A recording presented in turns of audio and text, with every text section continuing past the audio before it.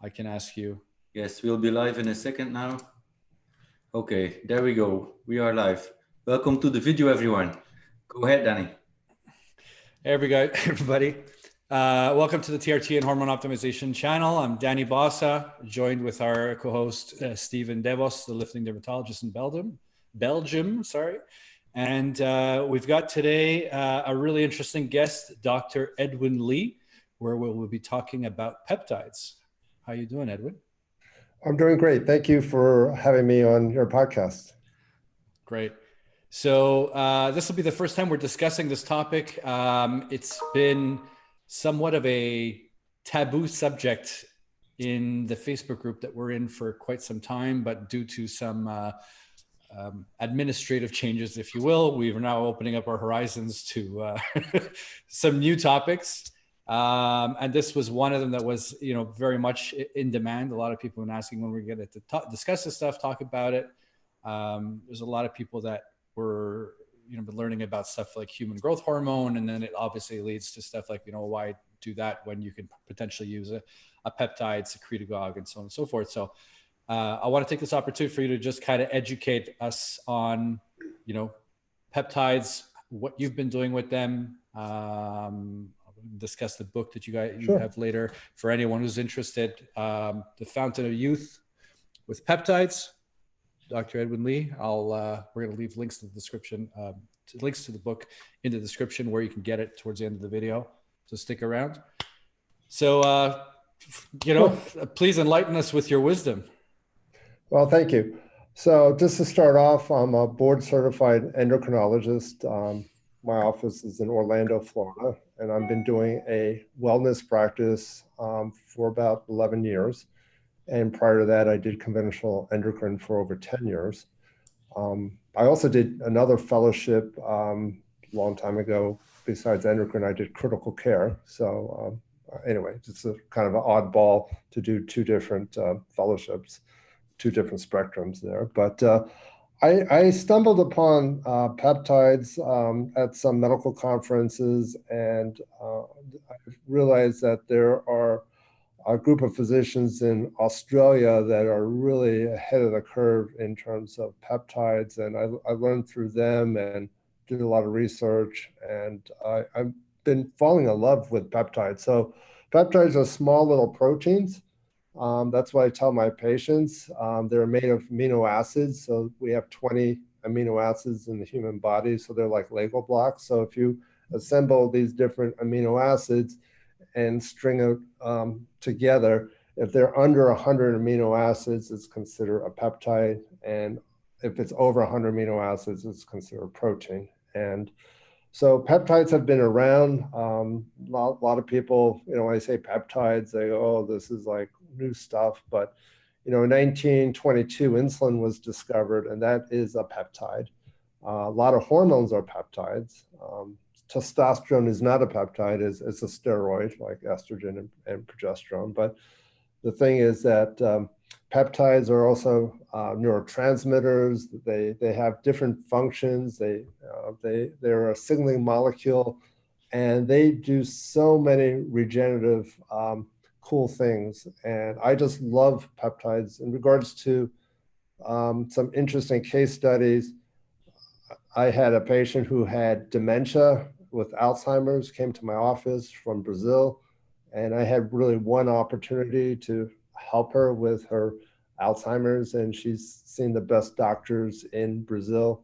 And I gave her a peptide that, also I gave her, hormones like estradiol and progesterone and vitamin D, which all helps the brain. But in addition, I gave her something called cerebrolysin, which is a peptide that was discovered in the 1940s, actually in the late 1940s in Austria.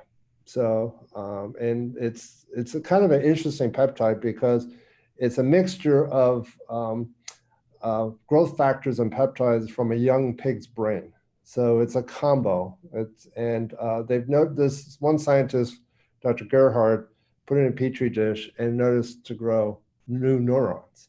And he goes, oh, maybe we can, see if we can help people who have strokes and dementia. And it's amazing that it's approved in 44 different countries, in Germany and in Austria and South Korea and China and Russia, to use cerebral lysin. And unfortunately, it's not approved in the US, but this one case, within a month, she significantly improved. In 3 months, got off all her medicines, and she could not remember what she ate the night before.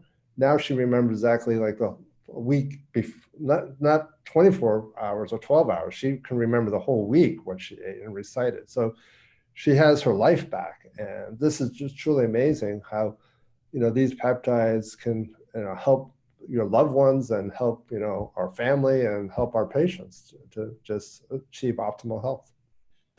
And is it typically peptides that you're using in regards to, neurodegeneration or,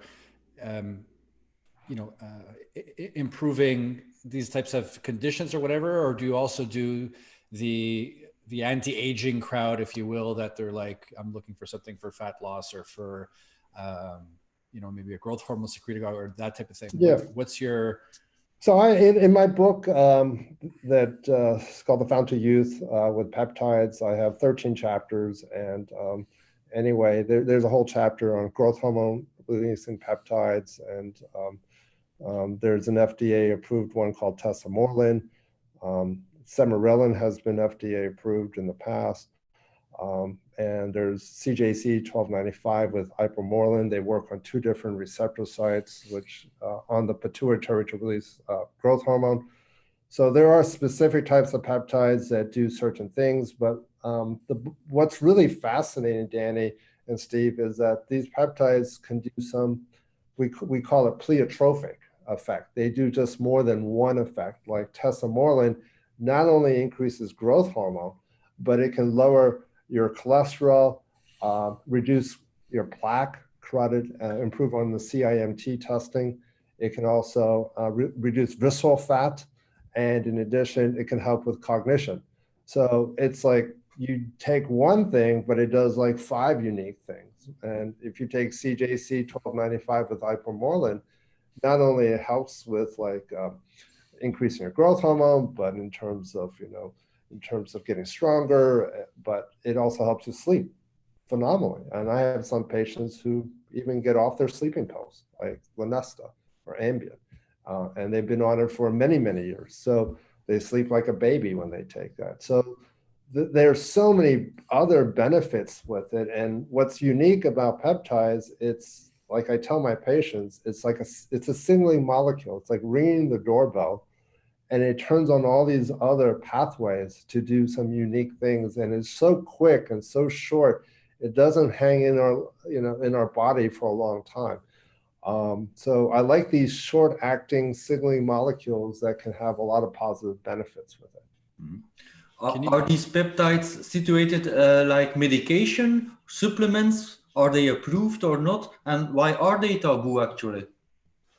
Well, they're not taboo. I mean, in Russia, they've been like mainstream medicine there. So certain countries have certain rules. I can't go through all countries and tell you why they're not allowed. But in the United States, you can go through a compound pharmacy and prescribe it in that patient's name.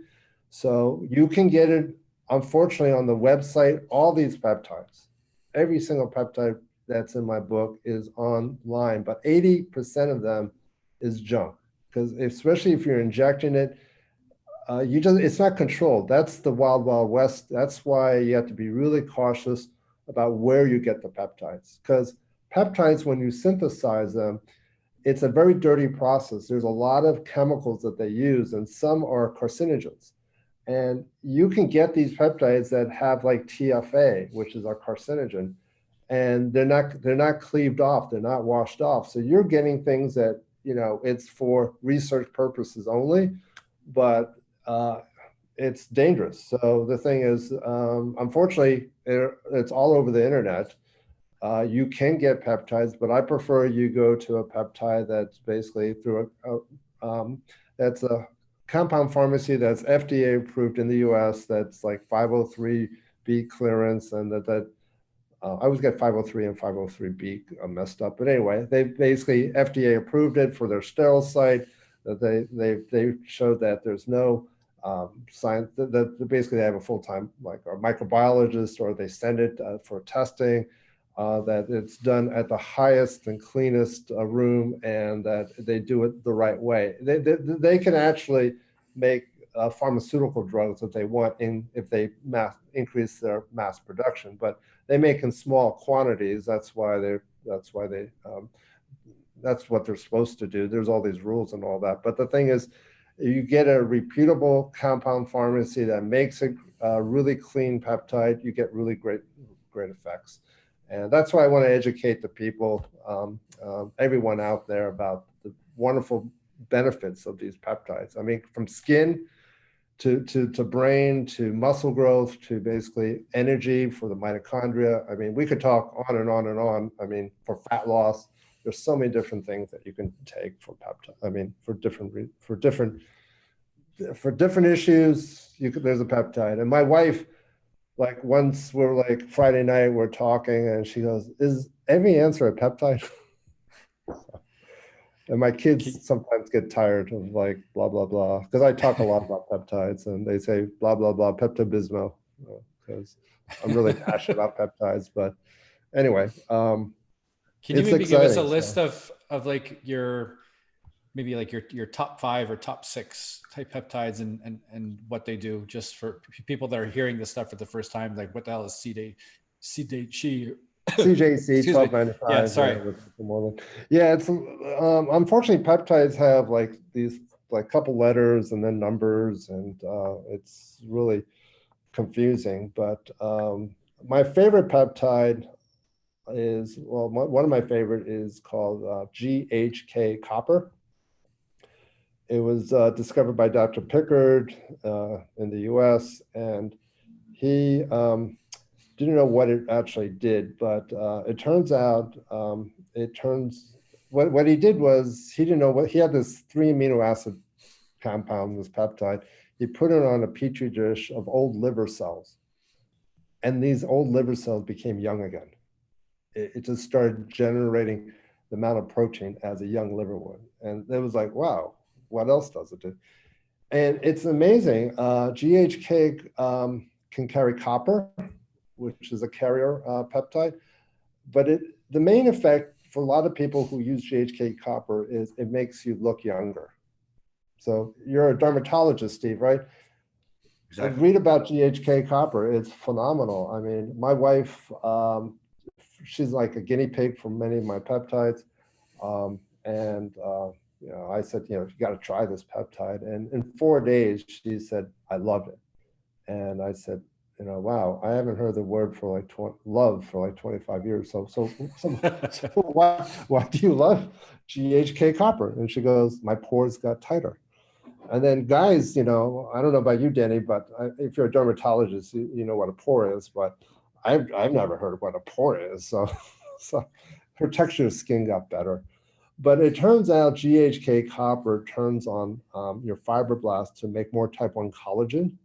So if you can increase your collagen production, you're going to look younger. It increases elastin, which is like the rubber, like a rubber band that's like if you stretch out your skin, it snaps right back.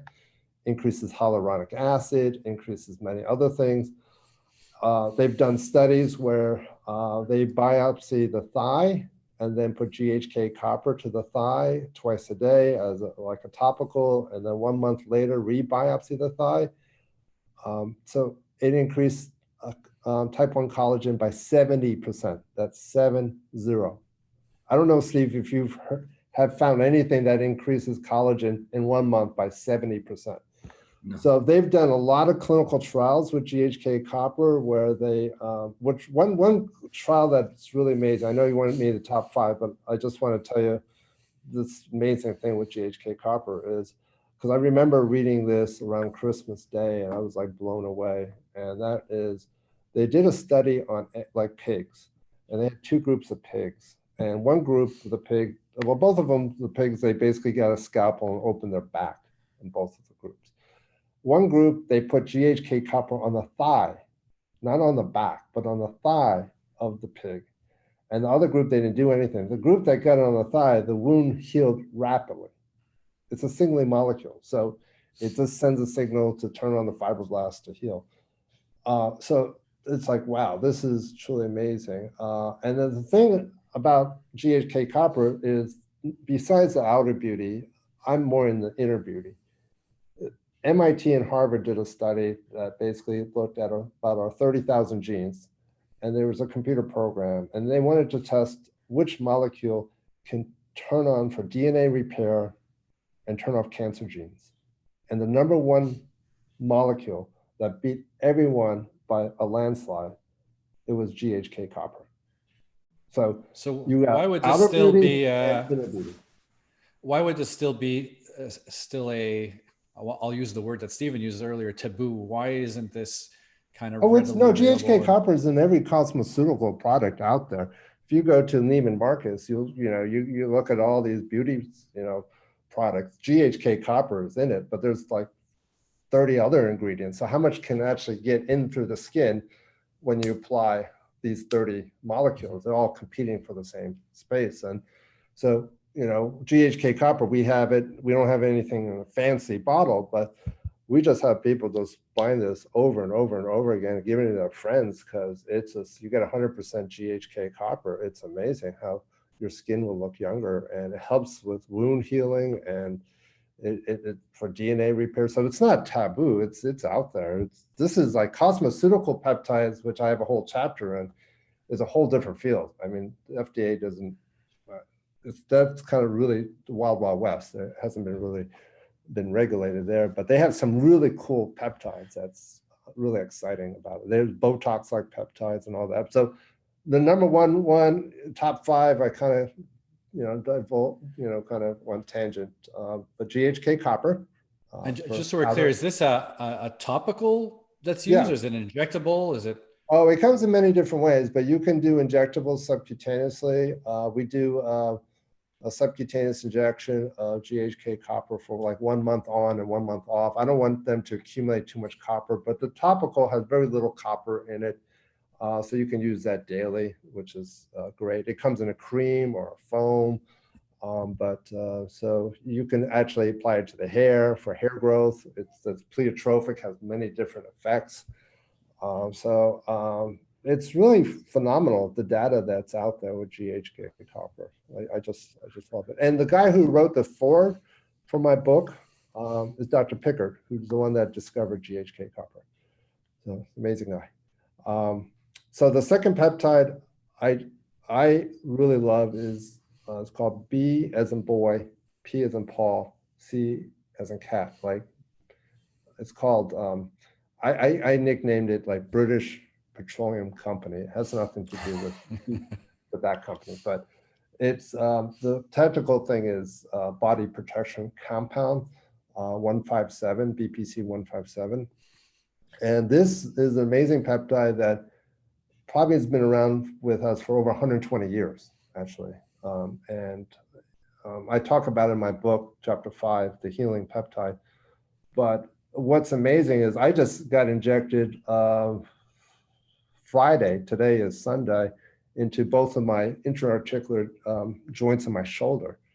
And I'm a swimmer, so I get I have some restricted movements, but my shoulder is 100 times better after injecting this peptide into it, because BPC 157, the amazing thing is it repairs tendons, ligaments. There's a study on a rat where they cut the Achilles tendon in half. And there's two groups of rats. One group, they did nothing except like saline. Other one, without surgery, they used BPC 157, total reattachment in 28 days of the Achilles tendon. They've done studies where they transected the sciatic nerve of a rat and they can't walk well. And the rat that basically got BPC 157, the nerve regrew. So it's really amazing that it's so exciting with BPC 157 because it's anti-inflammatory. You can make it as a cream. some people have acne. You put some BPC 157. It helps with acne there. It also helps with, I had a young girl that swam in a pool and hit her front tooth and almost was losing her front tooth. We applied BPC 157 as a paste, increases dentin, which is good for the tooth, and her tooth was saved. Plus, she was injecting subcutaneously. So if you have a injury, like you pulled your hamstring or you had an operation of your shoulder or your knee, I have my patients inject BPC 157. They heal so much faster. It's amazing. Anti-inflammatory, and it helps with the healing process. And it has so many other properties with it, but that's my second like all-time favorite. BPC 157 was one of the first peptides. One of my patients who was a motocross rider fractured his shoulder, and the father called me and said, can we use BPC 157? And I did some research and I said, yes, please do. And it's amazing how fast people recover with it. It's interesting, BPC 157 discovered, I mean, I think it was discovered early 1900s. That's the whole story there, but officially discovered in 1993. A lot of animal studies, not one human study, but everyone in the bodybuilding world has been using BPC 157. So it's, to me, I've used it on myself. I've used it on my patients. I use it in my family. And I even have my mother injecting BPC 157, my father. And it's helping with his pain. So it's amazing stuff. Awesome. So number 3, the third peptide I like is called Thymosin alpha 1. Thymus, this is the thyroid, but just underneath is your thymus. And our thymus is programmed to basically die. You know, it shrivels up, but it trains our immune system to get healthy. And it secretes several different peptides, and one of them is called Thymosin alpha 1. This is actually FDA approved in the US, totally safe. They have tons of data with this. It helps your immune system. So I love this for people, especially the flu season, to use around the Thymosin alpha 1. I don't take a flu shot. I used to get the flu shot all the time, get the flu every time, but technically you're not supposed to get the flu after you get the flu shot, but I always tend to get the flu shot, flu after the flu shot. But anyway, Thymosin alpha 1, if I'm like catching a cold or something like that, I use Thymosin alpha 1 the next day, I feel perfect. It's really great. So one of the great things about wellness is you've got to, you can balance all your hormones. You can fix leaky gut, detox, good nutrition, sleep, exercise, stress reduction. But how do you work on your immune system? And this is a phenomenal, peptide to help your immune system to be healthy. So we use a lot of Thymosin alpha 1 in my practice. I'll just stick to top 3. I have others. Let me give you those top 3 because I think you have a lot of questions, and I'll just speak the whole hour on my top 5 peptides. I understand. So would you ever have like a woman patient come in like, oh, I heard of remind me again now, the first one we discussed, copper. Okay, GHK copper. GHK copper. So would a woman patient come in and say, I've heard about this GHK copper and it's going to make me look pretty. Can I get some? Do you do that just strictly anti-aging? Like, yes, I can prescribe this and you'll. Yes, I prescribe it because we get it compounded, and the way the compound pharmacy works, it needs I need a specific name for that prescription. But GHK copper, like other peptides, are found on the internet, and you just go and boom, you'll find it out there. But you really don't know what's out there. There's a study that shows 80% of peptides or other supplements that's sold on the internet, it's not what it is. So it's I have been to these compound pharmacies where they purchase it on the internet, and it may be a growth hormone releasing peptide, but it's an anabolic steroid. So you don't know what you get. Okay. Excuse me, Stephen. If all these things are really so fantastic and promising, why aren't they controlled pharmaceuticals made by pharmaceutical companies? There must be a lot of money to make from them. Why can't we get them in a pharmacy here on prescription? Well, a lot of them have been pharmaceutical tested. It's just that they, like ipamorelin is a peptide that helps stimulate growth hormone. That has been studied by Novo Nordisk, and they did a clinical trial to see if people recover faster after an operation, the post-ileus. So if you do a colon surgery or a bowel surgery, you don't leave the hospital until you pass gas and you fart and you have some bowel movement there. So the thing is, they tested on this peptide to see if it just works for this particular situation, and it did not show it improved. So they just put it aside, and the patent ran out. So a lot of these peptides have been researched, studied, but it didn't really reach, or they didn't have funding, or they just ran out of money, or who knows. And the patent runs out. I mean, they have tons of data that they have. Eventually, when it comes off patent, you can formulate it, or actually they can compound it if they make some minor modifications. But there's millions of dollars have been spent by pharmaceutical looking at certain peptides doing certain things, especially in the growth hormone releasing peptide world. There's a lot of research that has been done in the 80s, but some of them never got approved because of some reason. So it has been looked at. So yes, and pharmaceuticals, I can't speak for all of them, but sometimes they have something like a golden egg, but they just didn't test the right thing for it. So when you brought up growth hormone secretagogues, if someone is interested in optimizing growth hormone, increasing growth hormone levels, IGF-1, and they're met with the decision of, I can either take growth hormone or I can take a peptide that will act as a growth hormone secretagogue. In your opinion, is there a preference of one or the other, and why would that be? A great question, Danny. So I've been writing human growth hormone for over 20 years. I teach other doctors on how to do certain testing so that the patient meets the criteria to qualify to get human growth hormone. But lately, I've been recommending people to try a growth hormone releasing hormone or growth hormone releasing peptide to stimulate your natural production of growth hormone. You can release 5 different growth hormones from your pituitary, versus if you take human growth hormone, you just basically, you're getting, just one form of growth hormone. The thing is that I believe that if you can naturally secrete your own production of it, it's a much better way than taking the end product.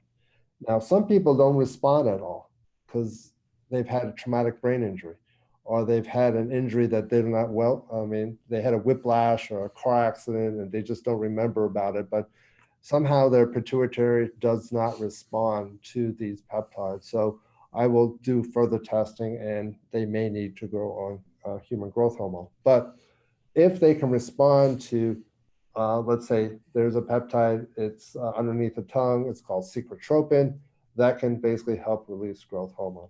I love CJC 1295 with ipamorelin because they work on 2 different pathways, and they basically really increase growth hormone. And that's a really simple way to basically increase growth hormone, but you have to self-inject, just like human growth hormone with a little insulin syringe.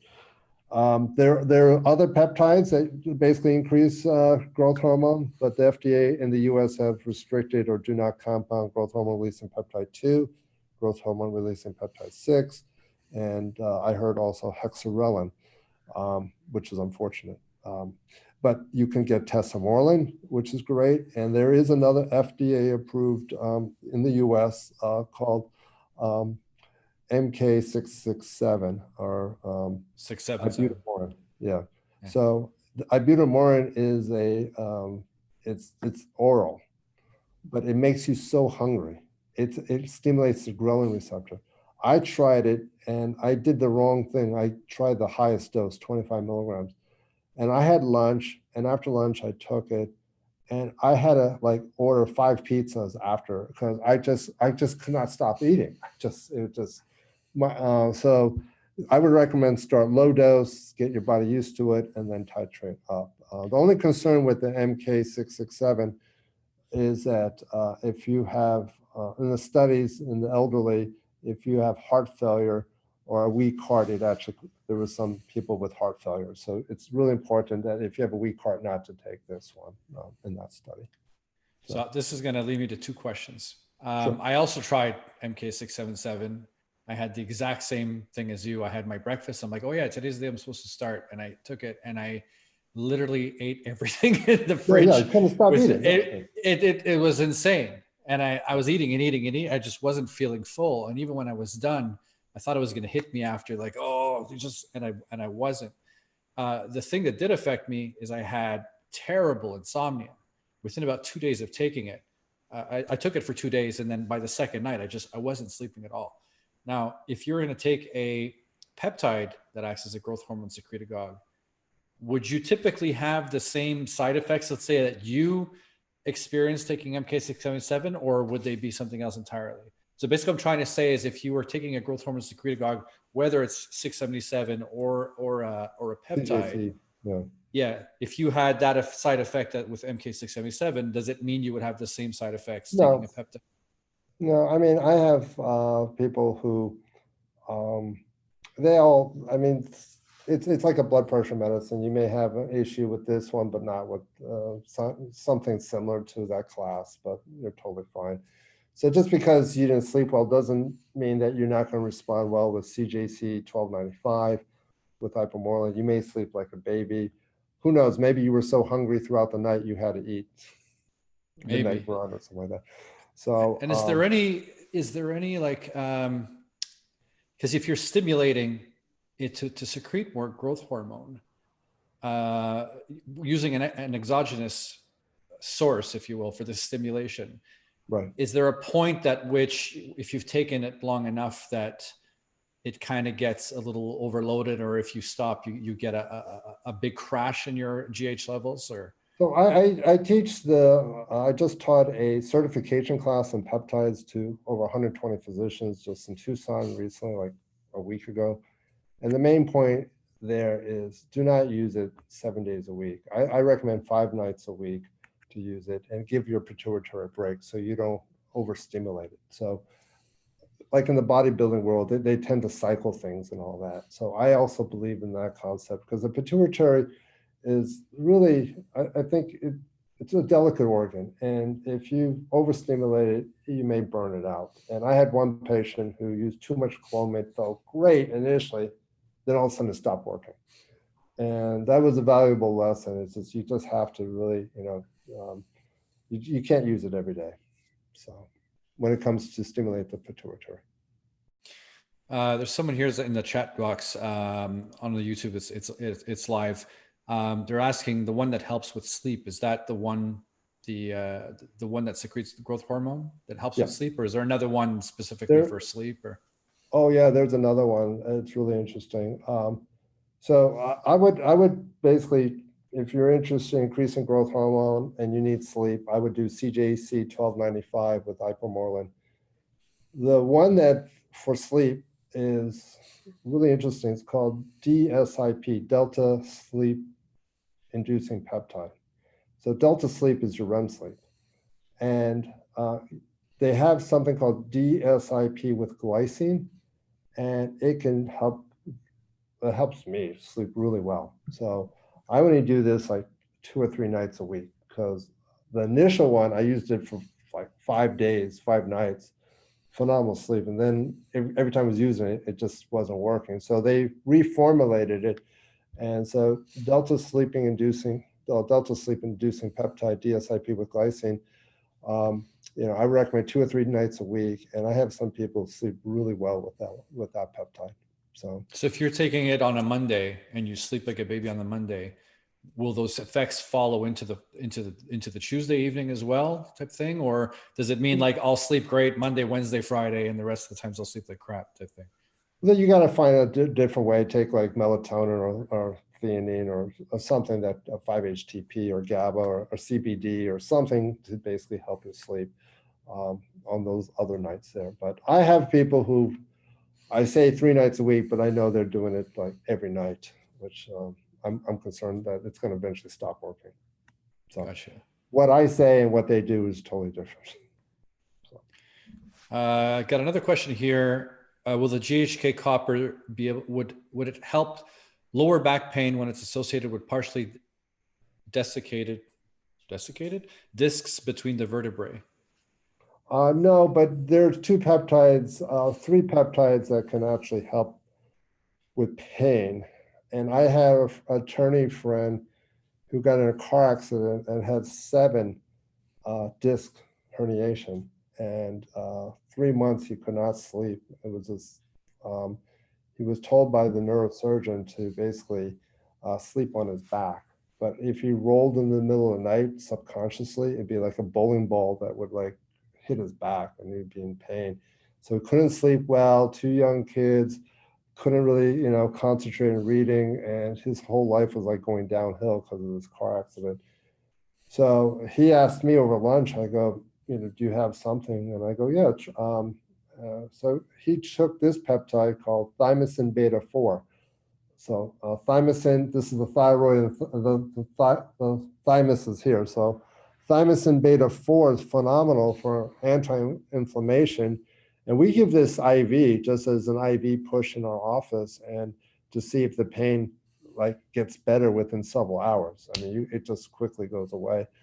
So thymosin beta 4, he did like a sub-Q shot in his belly twice a day.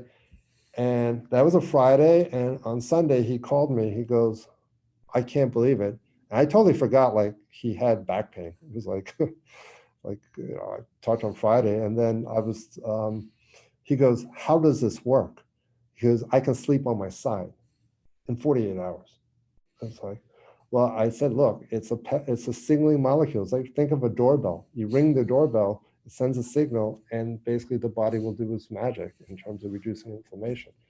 So the third peptide, besides thymosin beta 4, you can use BPC 157, and we do that actually a combo. We have people doing both of those peptides to reduce inflammation, helps with the tear and all that.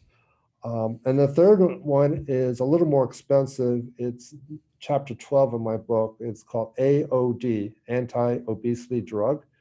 And that is amazing. They've spent over $50 million in Australia to figure out if this actually works. But they actually spend so much money that the prelim studies looked like people were losing weight. And in obese rats, they were losing weight.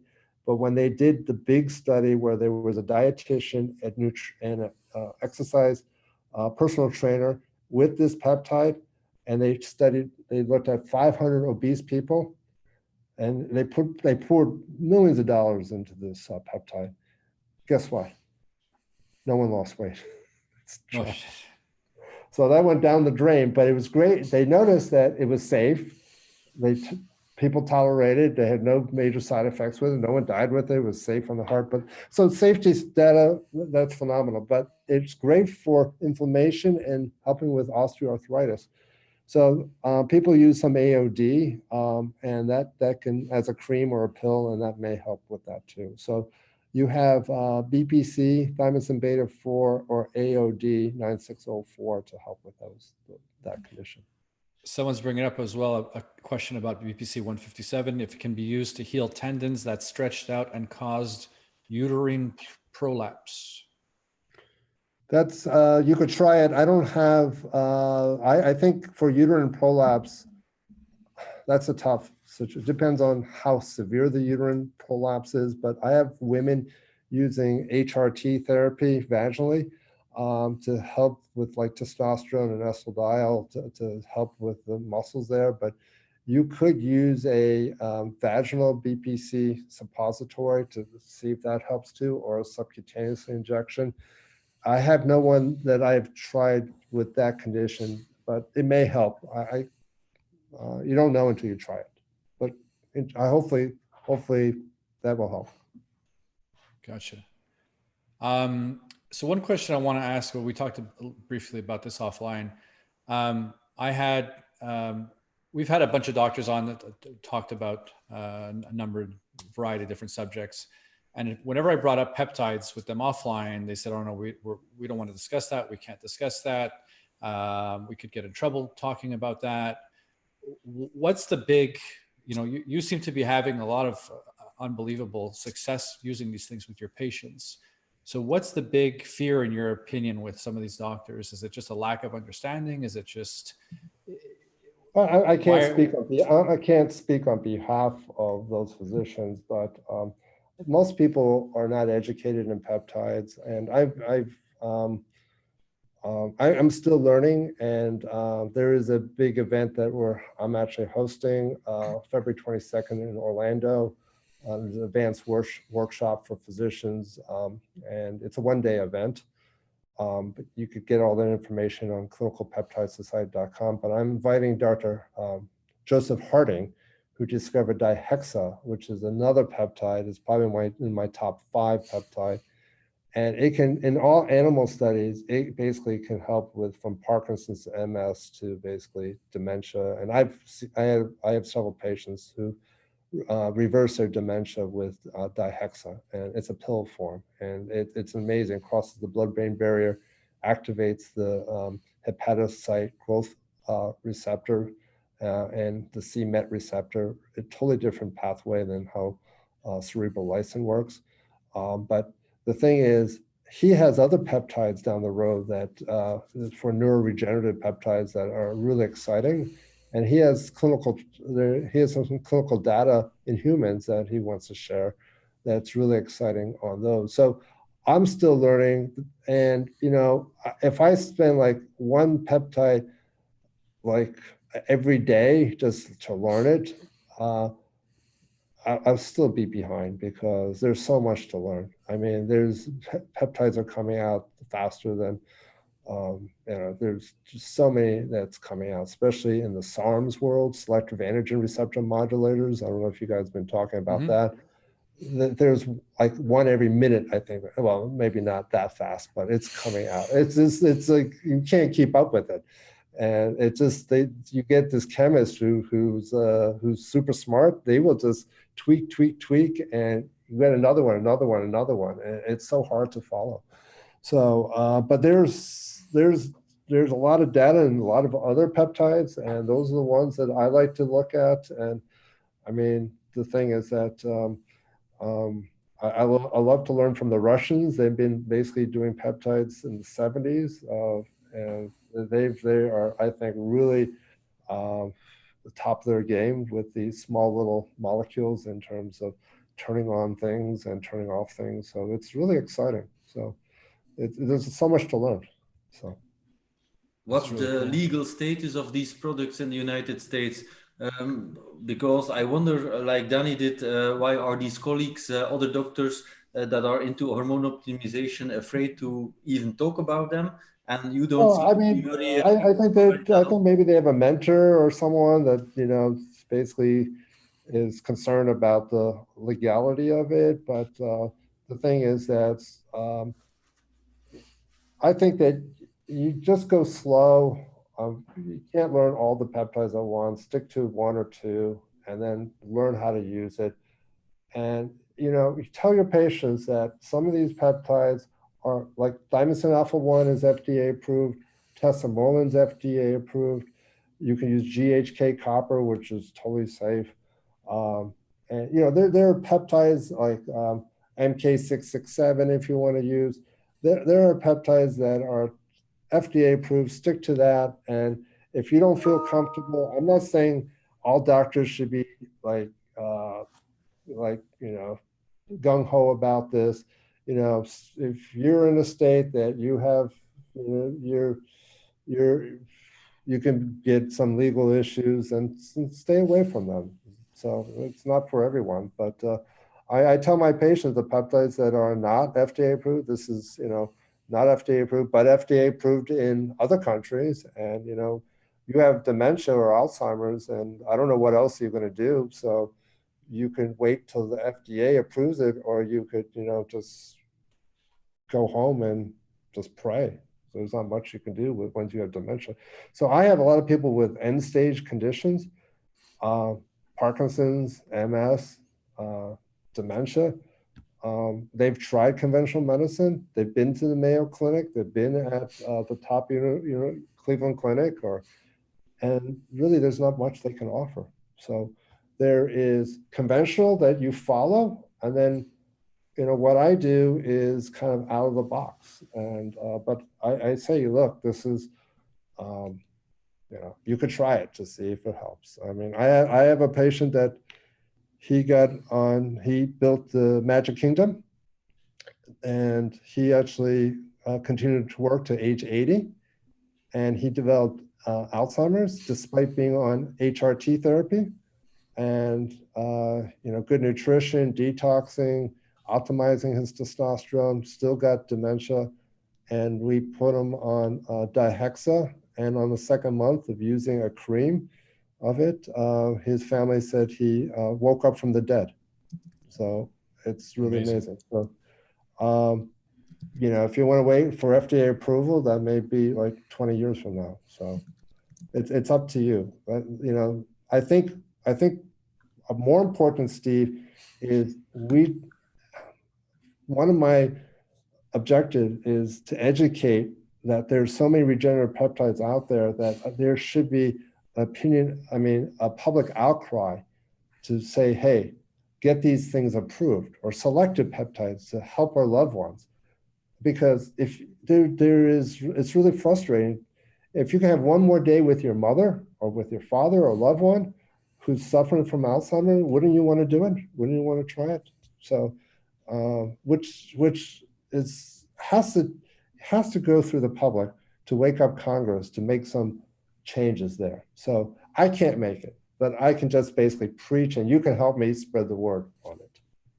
Yeah, there's a point that it's kind of like, you can try this. What do you have to lose? You're potentially going to be dead in a week, or I hear what you're saying. Absolutely. Stephen, do you have questions? Any other questions in the chat box? One more question from myself. Dr. Lee, you talked about bodybuilders. Are there any specific peptides for fat loss that they use? Well, tesamorelin has the best data, which is actually FDA approved for HIV lipodystrophy. So when you're on these HIV medications, you're on a cocktail of drugs that causes visceral adiposity or belly fat, especially the visceral fat, which is very unhealthy. Tesamorelin not only shrinks belly fat, but it also helps with muscle growth. And so you get both of, increases your growth hormone, builds up muscles, shrinks belly fat. So that can work. I think a really hot peptide that's out there, and I've seen people lose 20, 30 pounds, is the mitochondrial peptides, which is all new. This is all experimental. So it's a MOTS, MOTS, like Mott's applesauce, but the MOTS-C is a recently discovered peptide that turns on our mitochondria to make more ATP and more energy. So it's been shown in animal studies to burn fat and also help with energy. And in addition, for people who are cold, it actually generates heat.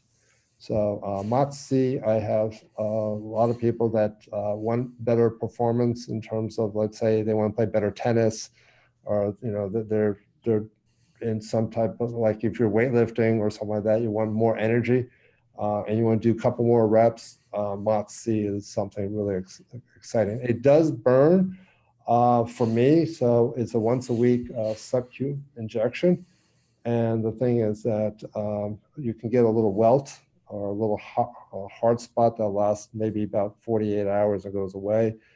I have a lot of people that it doesn't burn. It tends to burn with me. So I'm kind of experimenting with sterile water, one-time use, mixing it, because you have to reconstitute it. You have the powder, and then you have to put water in it.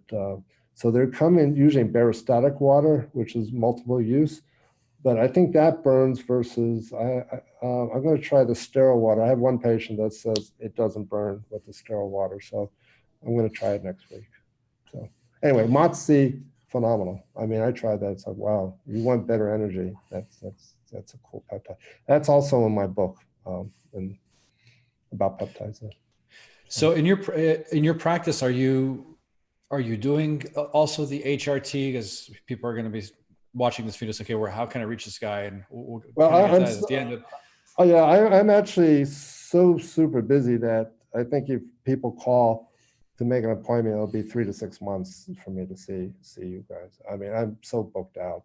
I'm only one person, and I do have a nurse practitioner, Becky, who's more available. But the thing is that my office is called Institute for Hormonal Balance. I'm a board certified endocrinologist, so I understand both sides. So I understand their role because I was trained in conventional endocrine, but I'm more in the wellness realm. So my key is really I optimize your hormones, but I can do many other things with it too.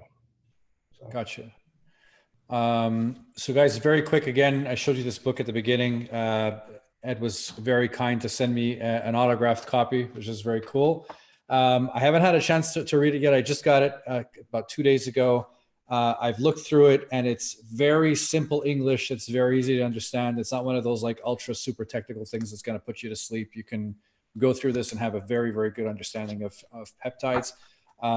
You could be purchased on Amazon as an ebook, or you can go to his website, which was the clinicalpeptidesociety.com, where you can purchase the book, and his website, you can find just dredwinlee.com to know everything about the man. Stephen, any final questions? No, not for the moment. Thank you so much. Okay. Thank you. Right. Well, if I could, before you conclude, I just want to say, yes, absolutely. I'll throw a special sale. So if you're interested in getting the book through Clinical Peptide Society, the code is winter, and you save like $10. So, and that will last for about a month. So, I know you're going to it'll be recorded and people will watch it. So if you'd like to get a little discount with this book, type in winter, WINTER, for awesome. the code. Anything else you'd like to say? No, thank you for having me on. I'm so glad that I have the platform to basically talk about peptides that I'm passionate about, and also that you can mention about my new book that I just published. Awesome. I know there's going to be a lot of the doctors that we deal with are going to end up watching this, and they're going to say, okay, now I got a lot of questions. Maybe we can set up some kind of a doctor's roundtable webinar on this, and we can go into more depth. That'd be awesome. So thank you very much. It's a pleasure. Really opened my mind to the stuff now. I'm super curious, being the guinea pig that I am. Right. And that's it. Yeah, I'd love to be back on your show, and maybe part 2, part 3, or something like this. We can talk Absolutely. More. Absolutely. Sure. Well, thank you very much. Guys. Thank you. All right. Thanks, everyone.